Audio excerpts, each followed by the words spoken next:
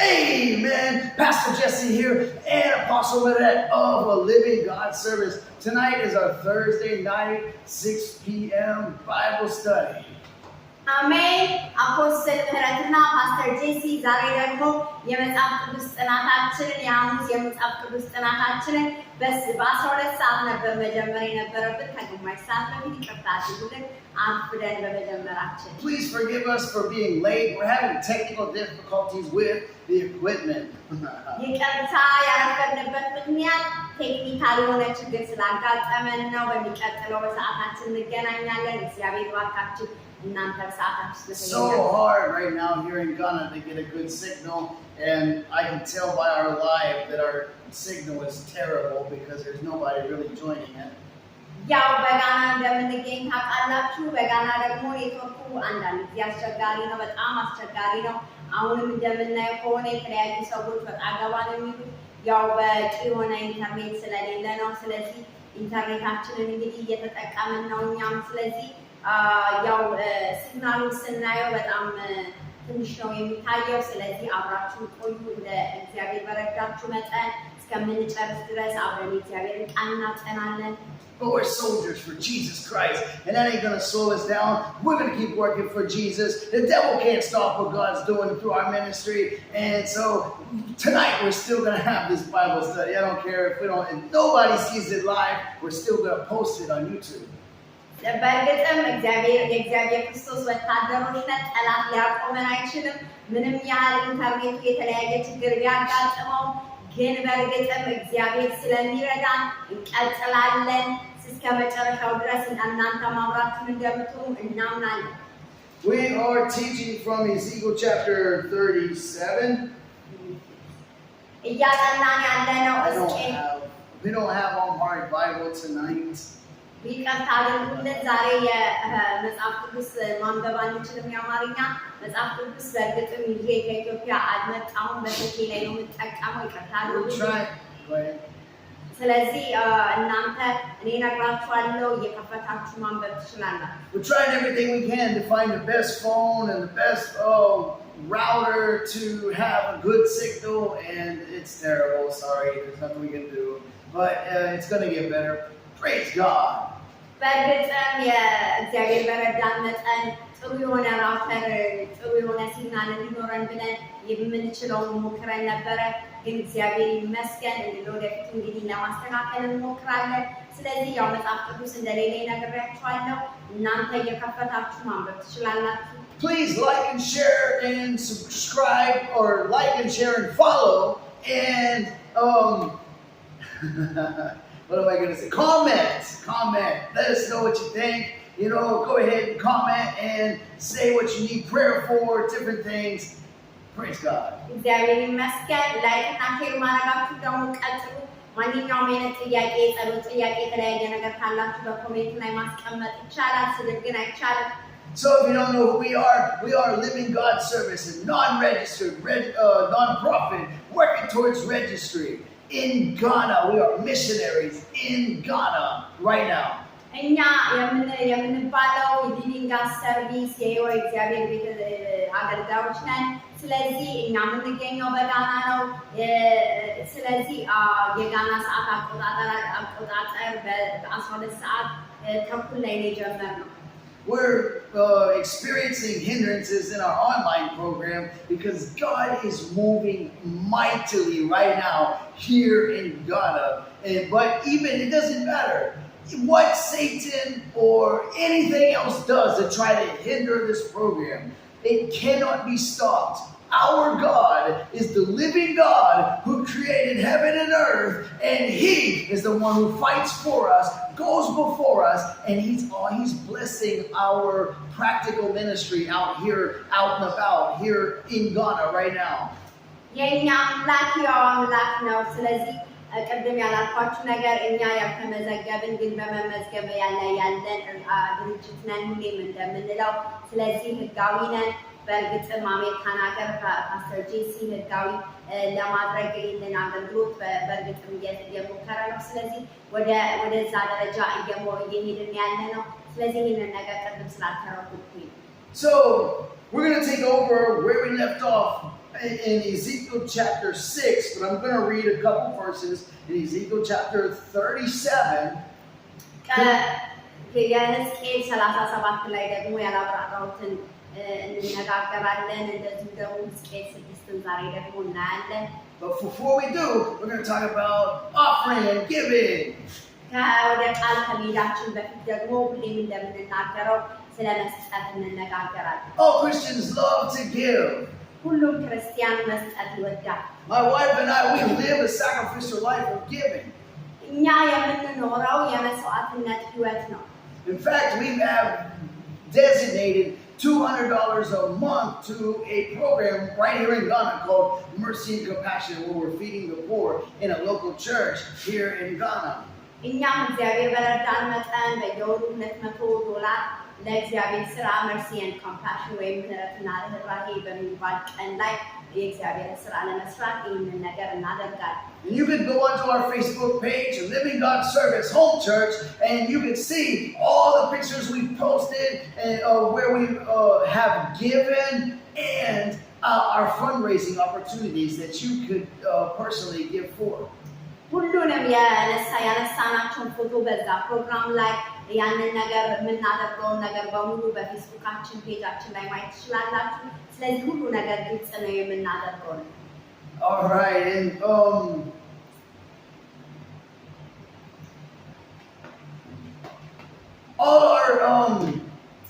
all the gifts will go to support our missions in Ghana, our missions in Ethiopia, and will go to support our future missions around the world. የኛ ያው ይህንን ነገር ስንናገር መስጠትን ሁሉም ስጦታ የሚሄደው እዚህ ጋና ያለውን አገልግሎት እንደዚሁ ደግሞ ኢትዮጵያ ያለውን አገልግሎታችንን እንደዚሁ ለመደገፍ ነው። ስለዚህ ተቸገሩትን ለመርዳት ነው። እንደዚሁ ደግሞ ለቪዛና ለተለያዩ ለቲኬት ወጪ የሚሆን ነው። Gifts will go to support our registry. We are Living God Service Inc. is registered in America under a group exemption. All I need to do is get a lawyer and file for an independent exemption and start, and that'll be finished. We'll be finished with our registry in America. በእርግጥም ያው ስጦታ ሁሉ የሚሰጠን ስጦታ ለተለያዩ ነገሮች እንደሚውል ነግረናችኋል። እንደዚሁ ደግሞ በአሜሪካን ሀገር ተመዝግቧል ሊቪንግ ጋድ ሰርቪስ።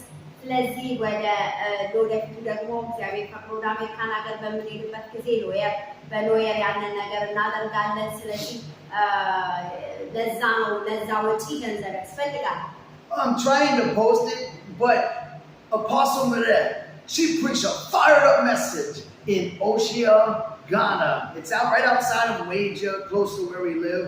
But we visited a local church, and Apostle Meret preached a fired up message there last night. It was awesome. እግዚአብሔር የተመሰገነ ይሁን። ትናንትና ማታ ላይ ደግሞ በእግዚአብሔር ጸጋ እኔ በአንድ ኦሽያ በሚባል አካባቢ ሰፈር የሚገኝ አንድ ቤተክርስቲያን እግዚአብሔር ረድቶኝ አገልግያለሁ። እሱም ደግሞ በፕላትፎርማችን ላይ ማግኘት ትችላላችሁ። The message was dangerous times are coming. Dangerous times are coming. ስለዚህ እግዚአብሔር የሰጠኝ መልእክት በትናንትናው ዕለት የተናገርኩት ደግሞ ከባድ ጊዜ ይመጣል፣ አስጨናቂ ዘመን እንደሚመጣ እወቅ ብሎ ሐዋርያው ጳውሎስ ለጢሞቴዎስ የጻፈውን ያንን ነገር ነው እግዚአብሔር የሰጠኝ። ስለዚህ ያንን ነገር የተናገርኩት ስለዚህ ታገኙታላችሁ። And so I'm going to be preaching in the same church this Sunday, God willing, by the grace of God. And I got a message. God gave it to me this morning. I wrote it down. It's so fired up. It's fired up.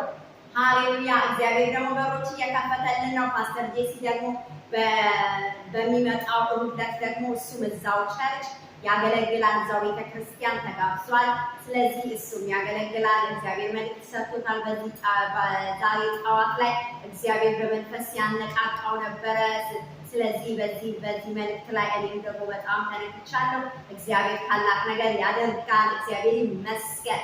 I'm not sure all that's going on right now in the spirit realm, but I know one thing: God is talking to us right now more than ever, and moving and answering prayers. Like we pray a prayer and then we see it like come to pass. We see the fulfillment like within hours.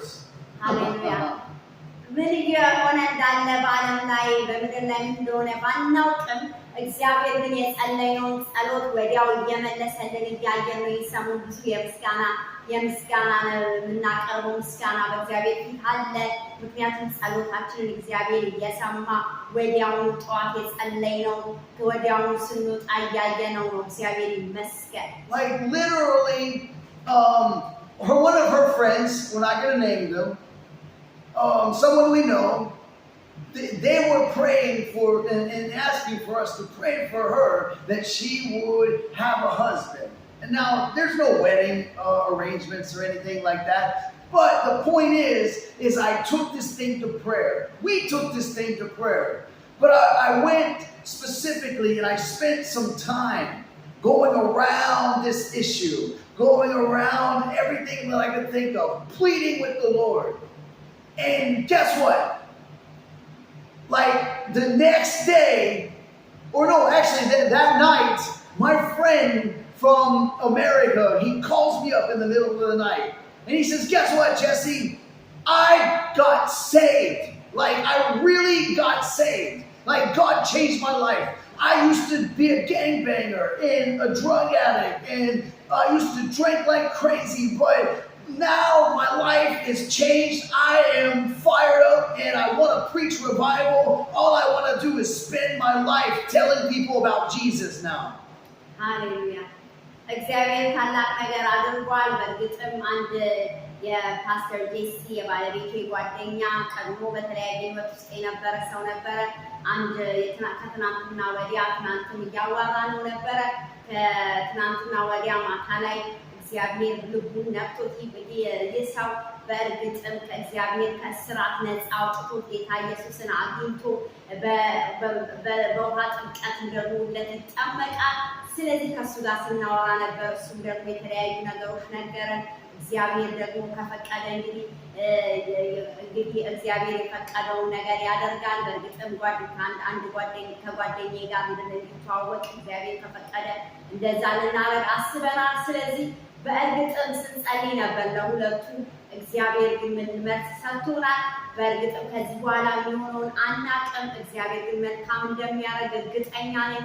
ስለዚህ ይህንን አይተናል። በዚህ ሳምንት እግዚአብሔር መልስ እየሰጠን ነው ለምንጸልይላቸው ሰዎች፣ ለጓደኞቻችን፣ ለቤተሰቦቻችን እግዚአብሔር መልስ እየሰጠን። And so we spent the red week like hours. He's in America. It's like 1 o'clock in the morning here while he's talking to me. And we stayed talking till like 2 o'clock in the morning, 3 o'clock in the morning. Because me, I'm a pastor and I love hearing when people get saved. Amen. ያው ፓስተር ጄሲ ያለው ምንድነው ጓደኛው ለደወለለት ከምሽቱ 7 ሰዓት ላይ ነው በዚህ በጋና ሰዓት አቆጣጠር። ፓስተር እንደመሆኑ መጠን ደግሞ የሰዎችን ታሪክ የሰዎችን ነገር መስማት አንዱ አገልግሎቱ ነው። እኔ ተኝቼ ነበረ፣ ግን ወደ 8 ሰዓት 9 ሰዓት ላይ እኔ ተነሳሁ እና ከሱ ጋር ስናወራ ነበር። በጣም ደስተኛ ሆኗል። ክርስቶስን ማግኘት ትልቅ መታደል ነው። ስለዚህ በጣም ብዙ ሰዓት ነው፣ 2 እና 3 ሰዓት ነው ያዋራ ነው። ትናንትናም በጣም ደስ ብሎ ሲያዋራ ነበር። እኛን አገልግሎት ለመደገፍ አብሮን የእግዚአብሔርን ስራ ለመስራት ልቡ በጣም ተነሳስቷል። እግዚአብሔር ይመስገን። የጸለይነውን ጸሎት መልስ እያገኘን ነው። እግዚአብሔር መልካም ይሰጠዋል እናምናለን። ስለዚህ እግዚአብሔር ደግሞ ሊያጣምር የወደደውን ሰው ያጣምረዋል። ሃሌሉያ። So him and we went to school together when I was in elementary school, high school for years. And he told me, he said, Jesse, I moved to New York and I was a gangbanger in New York. Like, I went to prison, different things. And I almost died a few times. Like, I actually did die, but they revived me. I had near-death experiences. And he said, today, I got saved in my grandfather's church, where my grandfather used to be a preacher. ሃሌሉያ እግዚአብሔር ያደረገው ምንድን ነው? ደውሎለት ያው ወደ ኒውዮርክ ሙቭ እንዳደረገ ወደዛ እንደሄደ ከዛ በኋላ ደግሞ ጋንግስተር እንደሆነ መጥፎ ብዙ ነገሮች እንዳሳለፈ ከሞት ብዙ ጊዜ እንዳመለጠ እግዚአብሔር ከሞት እንዳስመለጠው ስለዚህ አያቱ ቸርች ሄዶ ነው ክርስቶስ ኢየሱስን ያገኘው። ኢየሱስ ክርስቶስ ልቡን የነካው በጣም ተደንቋል። ኤክሳይትድ ሆኖ ነው ጥምቀቱን ሲነግረን የነበረው። እግዚአብሔር ልብን ካነካ ማንም እንደዚህ በቶሎ ሊለወጥ አይችልም። ስለዚህ እግዚአብሔር ነው ከሞት ያዳነው። ሃሌሉያ ለእግዚአብሔር ይሁን። That's the kind of God we serve. እንደዛ አይነት አምላክ የምናመልከው። ሃሌሉያ But you might say, what does that have to do with you praying for someone to get a husband? You might say, what would that have to do with you praying for husband? Yes. ምን ማድረግ አለብን ባል ወይ ሚስት ለማግኘት ብላችሁ ልትጠይቁን ትችላላችሁ። መጸለይ መልስን እኛም በህይወታችን ስላየን እግዚአብሔር መልስን ይሰጣል። Well, the thing is like I said, I was praying for this person, this lady, and I was praying. And after I was convinced that this man really got saved, because I don't hook people up who I believe are not good Christians or are bad people. I would not do it. I would never do it. I would never. This woman that I know is a good Ethiopian sister, and she wanted a husband. She asked us to pray for her, and all of a sudden, this man who actually even has the money to go to Ethiopia, who God has prepared already, because he saved him, and he's willing, if he finds the right woman, to leave America and go to Ethiopia to marry someone. I was like, wow, I know just the woman I need to talk to. Amen. እግዚአብሔር ይመስገን። በእርግጥም ምንድነው የነገረን ሚስት እንደሚፈልግ እኛም ደግሞ ስንጸልይ የነበረው የኔ ጓደኛ ነበረች፣ ስለሷ ስንጸልይ ነበረ። ስለዚህ ምንድነው ያለው ፓስተር ጄሲን ዝም ብዬ ሰዎችን ከሰዎች ጋር አላገናኝም። ትክክለኛ ሰዎች ካልሆኑ ትክክለኛ ወንድ ወይም ትክክለኛ ሴት የእግዚአብሔር ሰዎች እውነተኛ እግዚአብሔር የሚፈሩ ካልሆኑ፣ ስለዚህ ይህንን ያደረግንበት ምንድነው ለሁለቱም ስንጸልይ ነበር። ስለዚህ እግዚአብሔር እንግዲህ መልካም ነገር እንደሚያደርግ እናምናለን። በእግዚአብሔር እጅ ነው። ትዳር የሚሰጥ እግዚአብሔር ነው። ስለዚህ እግዚአብሔር እንግዲህ ከፈቀደ ገንዘቡን አጠራቅሞ ወደ ኢትዮጵያ ሄዶ ለማግባት ነው የሚያስበው። ስለዚህ እግዚአብሔር ይረዳዋል። እኛም ደግሞ በጸሎት ከነሱ ጋር ለመቆም እርግጠኛ ነን። ስለዚህ እግዚአብሔር የሚሰማ የሚመልስ አምላክ መሆኑ በሕይወታችን አይተናል። በሌሎችም ሕይወት እያየን ነው። ሃሌሉያ መልስ ይሰጣል። Amen. Amen. Amen. Amen. Hey, so that's what pastors do. That's why we're a little bit brain foggy right now, because our times is thrown off. We've been staying up late and getting up early. ስለዚህ ለዚህ ነው ትንሽ ደከም የሚያለን።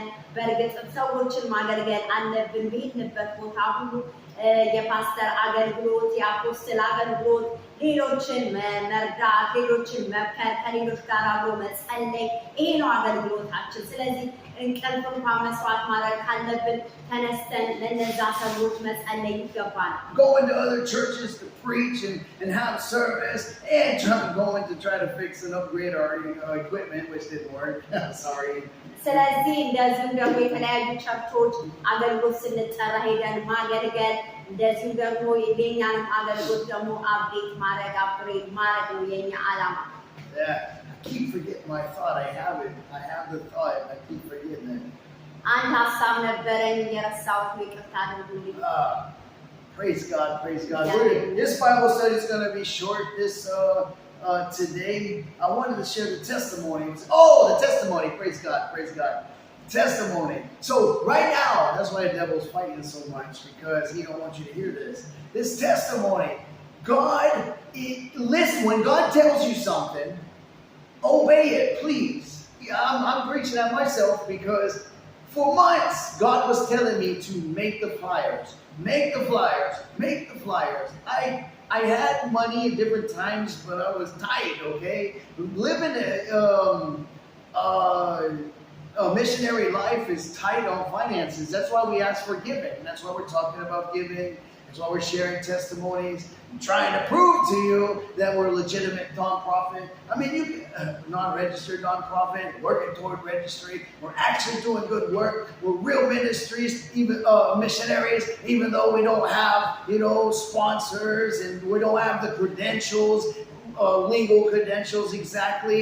What I mean by legal, I mean official. But we're legal by the grace of God, because it is legal to operate as a nonprofit. Working to get towards registry is legal, and fundraising is legal. So we are legitimate. እኛ ያው ህጋዊ ነን። ስለዚህ ትርፋማ የሆነን ኦርጋናይዜሽን ግን አይደለንም። ስለዚህ ወደ መመዝገብ ደረጃ እየደረስን ያለን አገልጋዮች እንደሆነን አገልግሎታችን እንደዛ እንደሆነ ነግረናችኋል። ስለዚህ በእርግጥ የዛሬ አገልግሎታችን የዛሬ መጽሐፍ ቅዱስ ጥናታችን አጭር ነው የሚሆነው፣ ሰዓታችን እየሄደ ስለሆነ ግን ምስክርነት አለን። ያ ደግሞ ምንድነው? እግዚአብሔርን መታዘዝ ምን እንደሆነ አይተናል። ይህን ሰሞን እግዚአብሔር ከባለፈው ወር ጀምሮ ለፓስተር ጄሲ ይህንን ፍላየር እንዲያዘጋጅ ይህን ፕሮግራም ለሌሎች እንዲደርስ እግዚአብሔር ሲናገረው ነበረ። ስለዚህ ስለዛ ነገር እንነጋገራለን። እግዚአብሔርን መታዘዝ ከመስዋዕትነት እንደሚበልጥ የእግዚአብሔር ቃል ይናገራል። ስለዚህ እኛ ህጋዊ አይደለንም ማለት አይደለም፣ ግን በእውነት በሎየር ደረጃ ያለው ነገር ለማለት ብለን ነው ያንን ነገር የምንላችሁ ህጋዊ ሳንቀርተን አይደለም። So God kept telling me to make the flyers, and so we finally, about 2 months he told me to make the flyers, but we finally went and made them like 2 days ago, and something amazing happened. እግዚአብሔር ረድቶን ደግሞ ይህንን ፍላየር ከሁለት ቀን በፊት ይህንን ፍላየር ማሳተም ይህንን ፍላየር ለማድረግ ችለናል በእግዚአብሔር ጸጋ። I was frustrated because it didn't seem like God was answering my prayers. It seemed like God was silent to me, like the heavens were brass, and I couldn't get anywhere further in my ministry. I was getting really frustrated, and so I went and I prayed, and I prayed, and I prayed, and I prayed, and I wrestled with God like Jacob, and then something happened. I'm about to tell you. በእርግጥም እግዚአብሔር ያደረገውን ነግራችኋለሁ። በጣም ስጸልይና ልክ እንደ ያዕቆብ ካልባረከኝ አልለቅም ብሎ ከእግዚአብሔር ጋር ሲሟገት እንደነበረ እንደዚሁም ደግሞ ከእግዚአብሔር ጋር ምንም አላየሁም እኮ ሰማይ ተዘጋብኝ ብዬ ስጮህ ነበረ። ግን እግዚአብሔር ደግሞ መልስን እንደሰጠኝ ስለዛ ነገር ደግሞ ልነግራችሁ። And so, as soon as we printed the flyers, we got them made. Like, it was amazing. We started walking down the street, and groups of kids came following us. And one of them knew we had the flyer made. He asked us if we could give it to him. Now, በእርግጥም እዛ የፕሪንት የተደረገበት ቤት ልጁ አይቶ ነበረ። ያው ፕሪንት ያደረግነው ፍላየር ለሌሎችም ስንሰጥ አይቶ እየሮጠ መጣና ለእኔም ስጡኝ አለ። ከዛ በኋላ የተለያዩ ልጆችን ይዞ ብዙ ልጆች ከሱ ጋር አብረው ይዞ መጣ እና ስለ ፕሮግራሙ ጠየቀን እና ብዙ ጥሩ ነገር ያሳለፈ። For the past 2 months we have been doing a children's ministry with just our neighbors' children. But all of a sudden, these kids, they said, "What are you doing? And can't we get involved?" And we told them we were doing a Saturday kids ministry.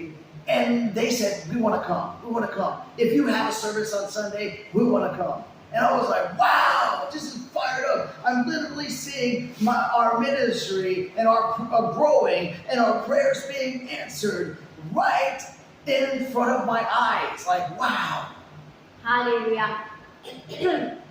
እግዚአብሔርን ማመስገን በእግዚአብሔር ፊት ጊዜ ማሳለፍ መልስ እንዳለው በእርግጥ አይተናል። የዛም ቀን የሆነው ነገር ምንድነው? እነዛ ልጆች ከተከተሉ በኋላ ከእናንተ አገልግሎት ውስጥ መግባት እንፈልጋለን። የት ነው የምትሄዱ? ቸርቻችሁ የት ነው? አገልግሎታችሁ ጋር መሳተፍ እንችላለን ወይ?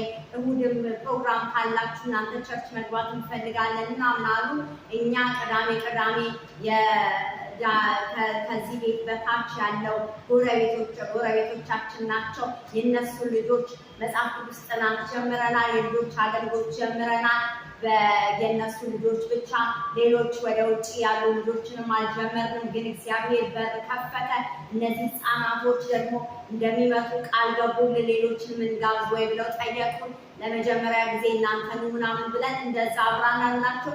ይሄ ነው እግዚአብሔር ጸሎት የሚሰማል ያልናችሁ። So God does talk to you in these last days, even and now He talks to you. So if you want to prosper in God, if you want to grow and go forward and not be stuck in one place, do what God tells you to do. እግዚአብሔር የተናገራችሁን አድርጉ ያላችሁን ነገር በመታዘዝ አድርጉ። በአንድ ቦታ ሆናችሁ ብትማረሩ ምን ብትሉ ምንም ጥቅም የለውም። ግን እግዚአብሔር ሂዱ፣ ይሄን አድርጉ፣ ለዚህ ሰው ንገሩ ሲላችሁ እግዚአብሔርን በመታዘዝ እንደዛ አድርጉ ብለን እናበረታታችሁ ነው የምንፈልገው። So please give. You can give by going through Zelle, and the email for that is a livinggodservice@gmail.com. You'll see that it's a business account and it's a Living God Service Inc. So that proves that I'm a registered nonprofit because that is a charity bank account. ስለዚህ ዘል ላይ ለማስገባት ለምትፈልጉ ሰዎች livinggodservice@gmail.com በዚህ ልኮነ በፔፓል በካሽ አፕ ማስገባት ትችላላችሁ። አሜሪካን ሀገር የተለያዩ ዓለማት የምትገኙ ሰዎች። ስለዚህ እኛ በእርግጥ ለምንለምን ሰዎች ሆነን ሳይሆን መስጠት አንዱ አገልግሎት ስለሆነ እንድትባረኩ በዚህ አገልግሎት ውስጥ ልናበረታታችሁ ነው። ብዙ አገልግሎት በሮች አሉ። እኛ ግን በፋይናንስ እጥረት ወይንም ደግሞ በገንዘብ እጥረት ምክንያት ላናደርጋቸው የምንችለው ነገሮች ለዚህ ነው ይህንን አገልግሎት ደግፉ የምንላችሁ። You can give on TikTok roses and diamonds and different gifts. That would be a blessing. በቲክቶክ ላይም ደግሞ አበባ እንደዚሁም ደግሞ ኮይን እንደዚሁም ደግሞ ዳይመንድ የሰጡ ሰዎች አሉ። እግዚአብሔር ይባርካችሁ። አሁንም መስጠታችሁ ቀጥሉ። And you can give by PayPal or Cash App. All you have to do is message us through Messenger on Facebook, through WhatsApp, through Telegram, or even message us here on TikTok or even on YouTube. You can message us and it will give you our Cash App tag and our PayPal tag, and you can give. ስለዚህ መስጠት ለምትፈልጉ ሰዎች በዚህ በቲክቶክ ላይ ሜሴጅ አድርጉልን። እዚህ ኮሜንት ላይ አይደለም መጻፍ ያለባችሁ። ከዚህ በፊት አይቼ ነበር አንድ ሰው ሲጽፍና እውነት ከሆነ በሜሴንጀራችን ላይ በዚህ በቲክቶክ ቢሆን ሜሴጅ ማድረግ ወይንም በፌስቡክ ላይ በዋትስአፕ በቴሌግራም ላይ ሜሴጅ ብታደርጉልን እኛ መልስ እንሰጣችኋለን። We can give you receipts, but they are not tax deductible. I have to tell you that. They're not tax deductible, but we can give you receipts. እንደዚሁ ሪሲት እንሰጣችኋለን። ግን ህጋዊ የሚለው ማህተም ለጊዜው ስለሌለን ያንን ነገር ማድረግ አንችልም እንጂ ሪሲት ልንሰጣችሁ እንችላለን። Praise God. We're going to go into our Bible study. ወደ ባይብል ስተዲያችን እንሄዳለን። All right, turn to Ezekiel chapter 37. Everything that I've already been said about the testimonies, about praying, that has to do with about missionary work, wrestling with God. That all has to do with being a soldier of Jesus Christ. የነገርኳችሁ ማንኛውም ምስክርነት እንደዚህም የተለያዩ ነገሮች ይሄ ሁሉ የሚያሳየው ነገር የክርስቶስ ወታደር እንደሆነ የሚያሳይ። So let's go to verse 6, Ezekiel chapter 37, verse 6. You can translate it on heart, just read it. It says, "And I will lay sinews upon you, and will bring up flesh upon you, and cover you with skin, and put breath in you, and ye shall know, or ye shall live, and ye shall know that I am the Lord." 37 ሕዝቅኤል 37 ቁጥር 6 ነው ያነበበው። ስጋ አለብስባቸዋለሁ እንደዚህም ደግሞ ምክንያቱም ስለደረቁ አጥንቶች ነው የሚያወራው። ስለዚህ በሕይወት ትኖራላችሁ። እነዛ ስለደረቁ አጥንቶች ስናነብ ምንም አይነት ስጋ እንዳልነበራቸው ባለፈው ተነጋግረናል። ስለዚህ አሁን ሌስ ኒው የሚለው እዚህ ጋራ ስለዚህ አደርግባችኋለሁ ነው የሚለው እዚህ ላይ እንደዚሁም ስጋ አመጣባችኋለሁ ወይም ደግሞ ስጋ አለብሳችኋለሁ እንደዚሁም ደግሞ እንደዚሁም ቆዳ እንደሚሸፍናቸው እንደዚሁም ደግሞ put bread in you እንደ ምንድነው እስትንፋስ አገባባችኋለሁ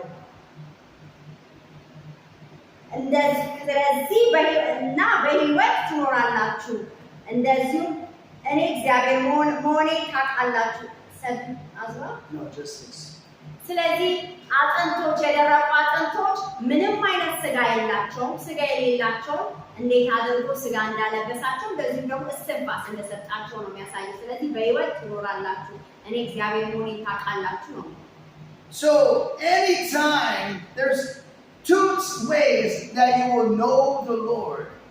ሁለት ነገሮች እግዚአብሔርን የምናውቅበት ነገር አለ። And it always has to do with judgment. እንደዚሁም ደግሞ ሁሌ በፍርድ አለ። When God judges us because of our sins, the Bible shows us that we will know the Lord. That's how, because God told Pharaoh, after I plague you, you will know that I am the Lord.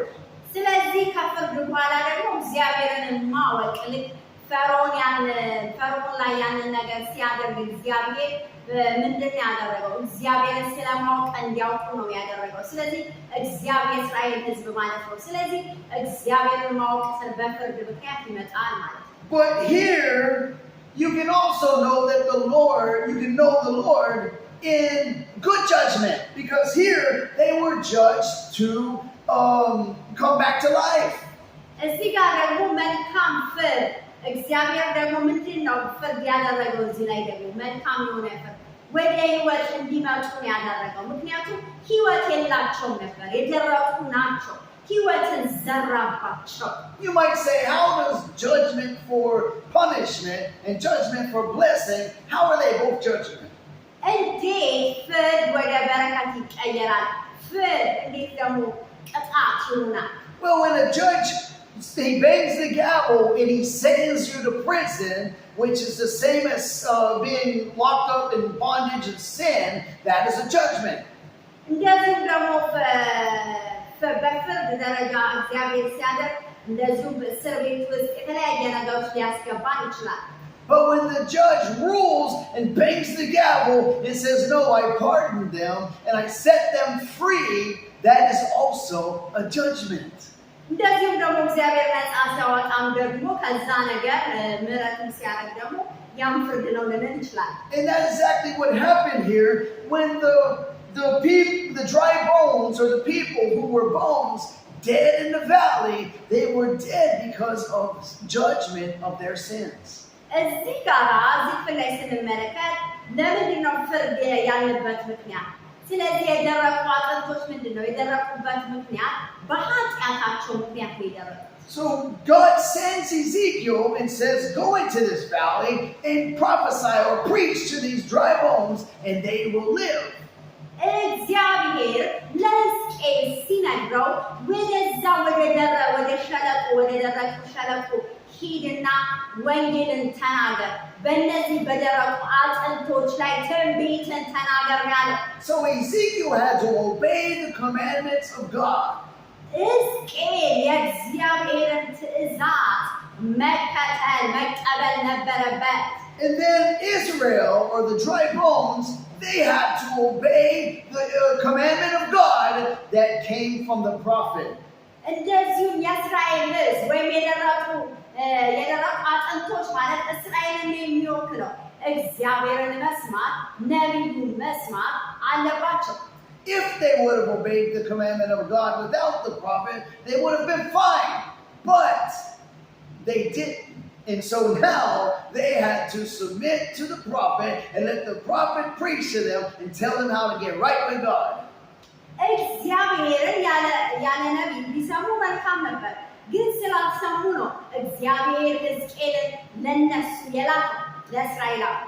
And so here, Ezekiel was not only told to prophesy to them, but he was told to prophesy to the wind. ሕዝቅኤል ለነሱ ብቻ እንዲናገር እንዲተነበይ ብቻ አይደለም እግዚአብሔር የተናገረው በንፋስ ላይ እንደዚሁ ትንቢት እንዲናገር እግዚአብሔር ተናግሮታል። So prophesying to the wind, it is figuratively or illustrated, is an illustration of preaching to God. እዚህ ላይ ወደ ንፋስ ላይ ወንጌል ወይም ደግሞ ትንቢት መናገር ማለት ትንቢት በእግዚአብሔር ላይ መናገር፣ ትንቢት ለእግዚአብሔር መናገር ማለት ምሳሌ ነው ንፋሱ ማለት ነው። And so this illustration here, where the sinews are coming upon the bones and the muscles are coming upon the bones, and then the skin comes upon the bones, but there's no breath in them. እዚህ ጋር ስንመለከት ምንም አይነት አጥንት ምንም አይነት ነገር እንደሌለ ዝፍን ላይ እናነባለን። This is day after day and time after time where the prophet is holding services and preaching and discipling them and counseling them and teaching them and training them. And so they go from being just dead bones with nothing on them to being a fleshly body, fully covered in skin and ready to come alive. ይህ ነቢይ ደግሞ ደጋግሞ ሲነግራቸው ነበረ። ግን እግዚአብሔር በዛን ሰዓት ነው ስጋ የለበሱ ያ ቆዳ የለበሰው የደረቀው አጥንት። And so prophesying to the dry bones was like, repent of your sins and turn back to God. Renounce your wicked ways. የደረቁ አጥንቶች ላይ ትንቢት መናገር እንደዚሁ ማፍረስ ያለብንን ነገሮች መሰረት የሚገባውን ነገሮች መሰረትን ጭምር ነው። እንደዚሁም ደግሞ ለደረቁ አጥንቶች ሕይወትን እንዲዘራ መናገር ነው። Preaching to the dry bones was like, love God with all your heart and soul and mind and worship Him. የደረቁ አጥንቶች ትንቢት መናገር ማለት ንስሐ ግቡ መንግሥተ ሰማያት ቀርባለች ብሎ በእውነት ኢየሱስ ክርስቶስን ውደዱ ብሎ መናገር ነው። Remember how God has been good to you. Look around and see all the glory and the goodness and love of God towards you, and then give God something. እንደዚሁም ደግሞ ለእግዚአብሔር የሆነ ነገር ስጡ ብሎ መናገር የሆነ የሚገባውን ነገር ለእግዚአብሔር ስጡ ብሎ መናገር ጭምር። Don't be lazy. Get up and worship God before you go to work and pray before you go to work. እንደዚሁም ደግሞ ሰነፍ አትሁኑ፣ ተነሱና ጸልዩ ስራ ከመሄዳችሁ በፊት ማለት ሊሆን ይችላል። Take your Bible with you. Read it before you leave. And read it different times throughout the day on your break and different things. የእግዚአብሔርን ቃል አንብቡ። ከመሄዳችሁ ስራ ከመግባታችሁ በፊት ስራም እየሰራችሁ በፊት ስታገኙ ሊሆን ይችላል። Take some time on your lunch break and pray. Don't just go through the day without God. Remember that you are a Christian or a Jew. He was a Jew, but we're Christians, so we're putting it in a Christian context.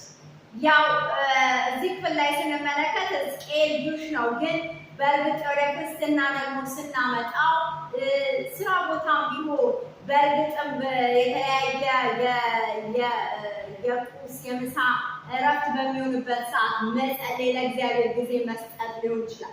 Love your wife and love your neighbor and forgive each other and get along and follow peace with all men. ባሎቻችሁ ሚስቶቻችሁን ውደዱ፣ ከጎረቤቶቻችሁ ከሁሉ ጋር ተዋደዱ በክርስቶስ ፍቅር። And so they're teaching the Christian or the Jewish disciplined life. And that is what is making them strong bodies, able to come alive. እንደዚሁም ደግሞ ክርስቲያን የስርዓት ያለው ህይወት ወይም ደግሞ ጁሽ ስርዓት ያለው ህይወትን ስለመኖር እንደ እግዚአብሔር ቃል ያንን ያሳይ።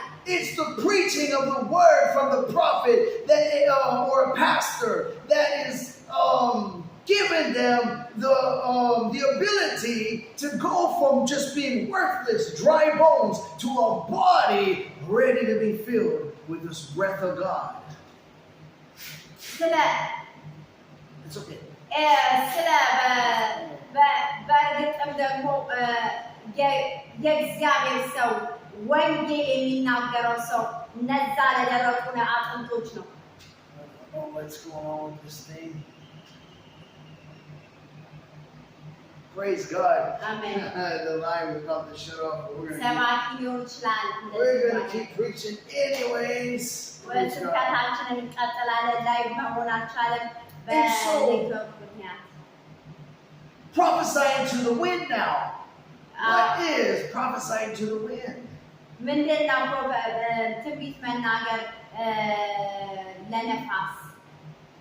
Praise God. Got it to work. Thank you, Jesus.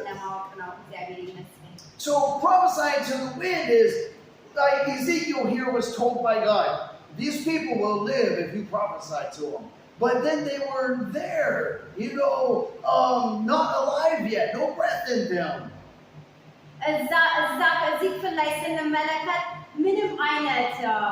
ምንም አይነት እስትንፋስ አልነበራቸው የደረቁ ነበሩ ስለዚህ ለትንቢት መናገር ነበረበት So it'd be like preach praying, and Ezekiel was going around about looking at Israel. God, you love Israel. God, you said you would not be without a witness. God, you said you would never leave us nor forsake us. እንደዚሁም ምንድን ያደረገው እየዞረ ይመስለኛል በቃ እግዚአብሔር ወይ ቃል ገብተሃል ለእስራኤል እንደማትተወን እንደማትጥለን አልጠላችሁም አልተዋችሁም ብለሃል ብለው ለእግዚአብሔር እየተናገረ ነው። It could have sounded something like this. God, you said that you have a purpose and a plan for Israel, and here they are. Dead bones, they can't fulfill your word. You have a promise, you prophesied, you have a future for Israel. እንደዚሁም ነቢዩ ምንድን ያለው ቃል ገብተልናል ያንን ነገር የገባውን ቃል ታከብራለህ እያለ ነው የሚናገረው። God, we know that you can't bless sin. And it's because of our sin that we're in this situation. But God, you are a merciful God. And you are a good God. And you are a just God. And you want to save Israel even more than me. And I'm praying and I'm preaching. And God, you have to do it. Have mercy on Israel. አንተ ይቅር ባይ አምላክ ነህ ምህረት አድራጊ አምላክ ነህ ልጆችን አትጥለን ብሎ ነው እንደዛ ሲናገር የነበረው። Praise God. Amen. And so that's how sometimes you have to prophesy to the wind. አንዳንዴ ምን ማድረግ አለብን? በአየር ላይ በንፋስ ላይ ትንቢት መናገር አለብን። Sometimes you have to tell God, that was a miracle child. I only got that child because you answered my prayer, and I know this child is not going to grow up in sin. This child is not going to go to hell because this child was given to me by God. And God, it's not in man to choose to do good or evil. But God, you can cause this man to change. You can cause my child to change and turn back to you. ስለዚህ በልጆቻችሁ ላይ ትንቢት መናገር ትችላላችሁ። በእውነት ይህ ሕፃን ምንም አይሆንም። በእውነት ይህ ሕፃን በሕይወት ይኖራል፣ ለእግዚአብሔር ቤት ያገለግላል፣ ይጠቅማል እያለ እንደዚህ ትንቢት መናገር እንችላለን። God, your word says that the king's heart is in the hands of God, and whithersoever God turns him, just like the rivers, God will turn the king, and the king will have to do what God wants him to do.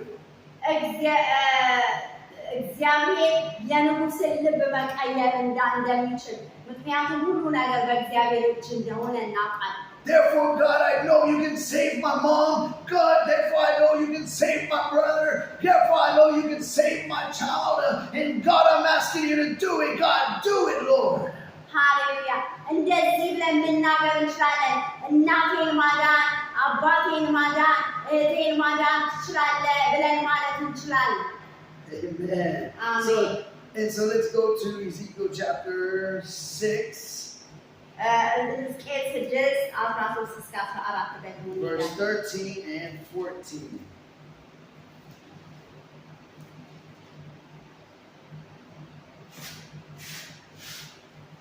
Or let's just go to Ezekiel chapter, because I read 13 and 14 last week. So let's just go to Exodus chapter 16 and verse 6. ወደ ኤክሶደስ ወይ ከንታ ዘጸአት 16 ላይ እንሄዳለን። And move on. እንሄዳለን ወደዛ። So 16 and verse 6.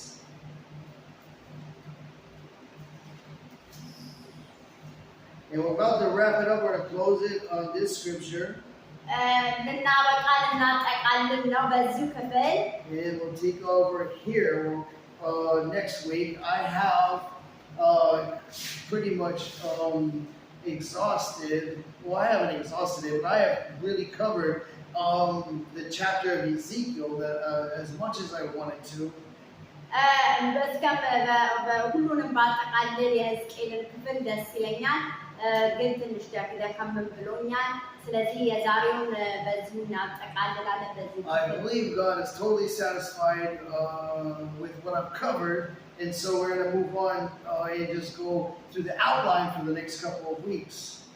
ከሚቀጥሉት ቀናቶች ወደ በሌሎችን በማድረግ እናጠቃልላለን ይህንን ባይብል ስተዲ። ስለዚህ በሚቀጥሉት ሳምንታቶች እንደዚሁ የቀሩትን ደግሞ እንቀጥላለን። ከዚህ Exodus 16 and 6. ዘጸአት 16:6. And Moses and Aaron said unto all the children of Israel at even, then ye shall know that the Lord hath brought you out from the land of Egypt. ሙሴና አሮን እግዚአብሔር ያው የተናገረው ነው። እዚህ ጋር ሙሴና አሮን ያሉት ምንድነው? የእስራኤል ልጆች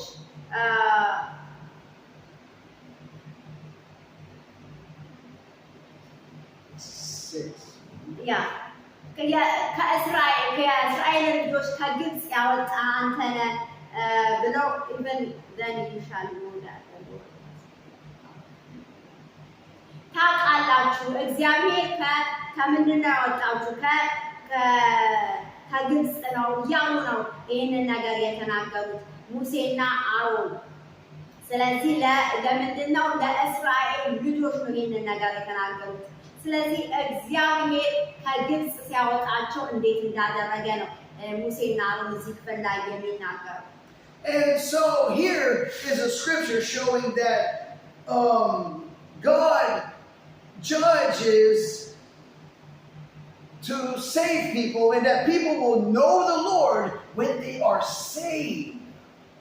ሰዎች የሚያውቁት እግዚአብሔር ሲያድናቸው። Now they did not receive this salvation until after they obeyed commands. ይህንን መዳን እግዚአብሔርን ሳይታዘዙ አያውቁም። ሲታዘዙ ነው እግዚአብሔርን የሚያውቁት። See, Moses was sent by God to tell Pharaoh some things that Pharaoh did not listen to. ሙሴ ለፈርዖን ሲነግረው ነበረ እግዚአብሔር የተናገረው ነገር። Or sometimes Pharaoh temporarily listened to them. አንዳንድ ጊዜ ጊዜያዊ መስማት ፈርዖን ይሰማው ነበረ እግዚአብሔርን በሙሴ አማካኝነት። And so we see this back and forth with Pharaoh and Moses for some time, where God plagues him different ways because he disobeyed God, because Pharaoh disobeyed God. እንደምናውቀው ፈርዖን የእስራኤል በዛን ጊዜ እስራኤልን የሚመራ ነበር፣ ንጉስ ነበረ። ስለዚህ እንደዚህና እንደዚያ እያለ እየቀያየረ ሀሳቡን የተለያየ ነገር ያደርግ ነበረ። የጸና ሰው አልነበረም በሀሳቡ። እግዚአብሔርን የማይታዘዝ መንግስት ነው ማለት ነው፣ የማይታዘዝ ንጉስ ነበር። And so when Pharaoh in Egypt got tired of the plagues, then they would obey God and then receive a blessing. The plague would go away. በእርግጥም እግዚአብሔርን አለመታዘዛቸው ደግሞ የተለያዩ ነገሮች እግዚአብሔር ያመጣባቸው የተለያዩ አይነት እንስሳቶች፣ የተለያዩ እንቁላሊት መሳዮች፣ የተለያየ ነገር እያመጣ መዋው፣ የተለያየ ነገር በአማርኛ ጠፍቶብኛል፣ ግን የተለያየ ነገሮች ላይ ምናምን እያመጣ እግዚአብሔር እንዲታዘዙ ያደርግ ነበረ፣ እነሱ እንዲማሩ በማለት። And so God is our captain, giving us commands to where we can be good soldiers for the Lord if we obey God's commands, and we can reap the benefits of being a good soldier. እኛ እንግዲህ እግዚአብሔር የኛ መሪያችን ካፕቴን ያው እንደዚህ እንደሚመራ ወይም ደግሞ ነርቶ እንደሚያስኬድ ወደዛ ቦታ እንደዚህ እግዚአብሔር የኛ መሪ ነው፣ የኛን የሚመራ ነው። And so this back and forth with Pharaoh was just like with a soldier in the military. የፈርዖን አስተሳሰብ እንደዛ እንደዚህና ወደዚህ መጣና ሄድ የሚያደርገው ሀሳብ ልክ እንደ ወታደር አይነት ባህሪ ነው። Sometimes when soldiers mess up, the army doesn't want to kick them out and get rid of them, so they have lesser judgments to try to teach them a lesson, or lesser punishments to teach them a lesson. ስለዚህ ወታደሮች ብዙ ጊዜ ምን ያደርጋሉ? ያንን ሰራዊት ስለተቀላቀሉ ጊዜያዊ የሆነ ማስተማሪያ ቅጣት ይሰጣቸዋል። ስለዚህ እንደዚህና እንደዚህ ሲሆኑ ያ ቅጣት ያስተምራቸዋል። ልክ በፈርዖንም እግዚአብሔር ያንን ቅጣት እያመጣ እንደዛ እንዳስተማር። This is called the chastening of the Lord. የእግዚአብሔር ቅጣት ይላል በአማርኛው ላይ። የእግዚአብሔር ቅጣት እንዴት እንደሆነ ያሳይ። Family capital punishment. Our God is our Father and He spanks us. እግዚአብሔር የኛ አባት ስለሆነ ምን ያደርገናል? ይቀጣናል።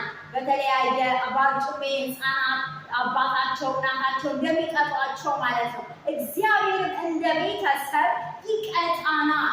So when you were in the army, when you would make a mistake in training, most of the time the drill sergeant or the sergeant, the commander, he would tell you, drop down and give me some push-ups, and you'd have to do exercises. ያው ወታደር ስትሆኑ ያው ፓስተር ጄሲ ባለቤቴ ወታደር ስለነበረ ቅጣት በሚሰጠው ሰዓት ፑሽ-አፕ ስራ ምናምን ተብሎ ሲባል ያን ነገር ሲያደርግ እንደነበር። ስለዚህ አንዱ ቅጣት ምናልባት ያ ሊሆን ይችላል። በወታደር ቤት እንደዛ አይነት ቅጣት ይሰጣቸው ነበር። So the drill sergeant would decide how many push-ups you need to do, and that is a plague upon your body.